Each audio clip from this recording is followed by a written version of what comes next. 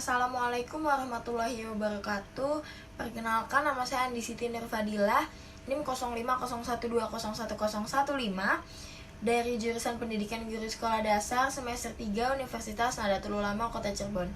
Pada kesempatan kali ini saya ingin memaparkan materi mengenai teori belajar, yaitu salah satu materi yang ada di mata kuliah Inovasi Pendidikan dengan dosen pengampu Dr. Endang Sri Budi Herawati SE MPD. Pembahasan yang pertama adalah mengenai apa itu belajar menurut masing-masing teori. Menurut teori konstruktivisme, belajar adalah suatu proses pembentukan atau konstruksi pengetahuan oleh peserta didik itu sendiri. Pengetahuan ada di dalam diri seseorang yang sedang mengetahui. Artinya adalah proses pembentukan pengetahuan dilakukan oleh peserta didik itu sendiri. Peserta didik harus aktif selama kegiatan pembelajaran, aktif berpikir, menyusun konsep, dan memberi makna tentang hal-hal yang sedang dipelajari. Terwujudnya gejala belajar ditentukan oleh niat belajar peserta didik itu sendiri. Yang selanjutnya adalah pengertian belajar menurut teori humanis. Jadi, belajar adalah suatu proses yang aktif, proses mereaksi terhadap semua situasi yang ada pada diri peserta didik. Belajar merupakan suatu proses yang diarahkan pada suatu tujuan. Proses berbuat melalui situasi yang ada pada siswa itu sendiri.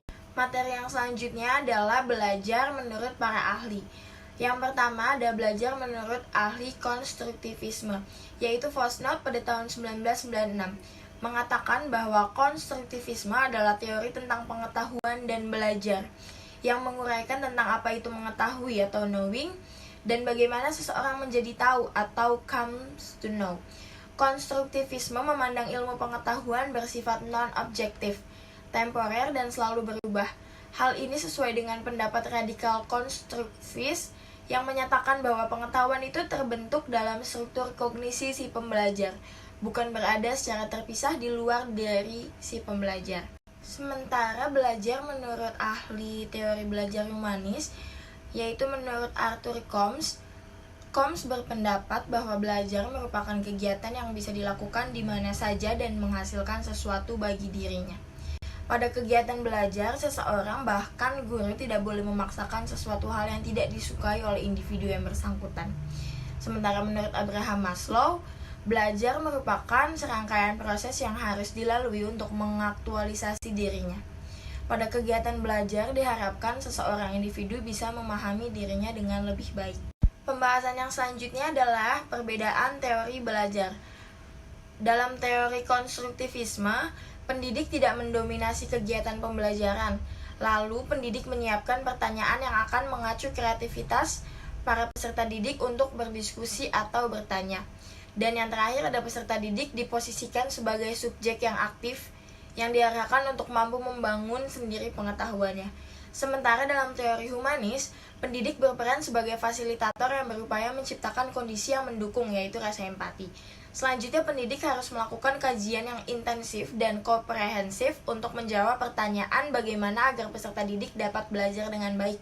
Dan selanjutnya ada peserta didik diarahkan untuk memiliki kemampuan berpikir induktif, mementingkan pengalaman, serta membutuhkan keterlibatan peserta didik secara aktif dalam proses belajarnya. Pembahasan selanjutnya adalah persamaan teori belajar konstruktivisme dan humanis atau humanis.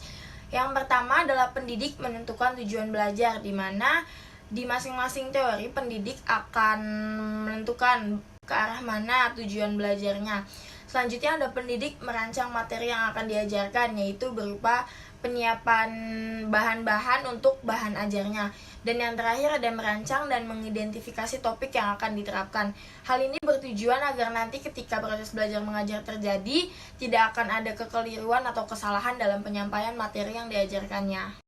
Yang selanjutnya adalah inovasi pembelajaran menurut teori konstruktivisme. Dalam teori konstruktivisme adalah membantu memfasilitasi agar proses pengkonstruksian pengetahuan oleh peserta didik berjalan dengan lancar. Guru tidak mentransfer pengetahuan yang telah dimilikinya, melainkan mendampingi peserta didik untuk membentuk pengetahuannya sendiri dan dituntut untuk lebih memahami jalan pikiran atau cara pandang peserta didik dalam belajar.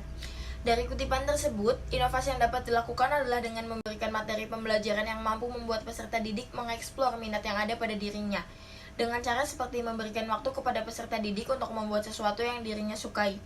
Dapat berupa gambar, karya sastra, atau apapun yang hasilnya nanti secara tidak langsung akan menggambarkan minat yang ada pada diri peserta didik itu sendiri. Baik, yang selanjutnya adalah inovasi pembelajaran dalam teori humanis. Salah satu indikasi dari teori humanis adalah peka terhadap siswa yang kurang percaya diri. Dari sini pendidik harus mampu menyediakan pembelajaran yang memungkinkan seluruh siswa melatih rasa kepercayaan dirinya.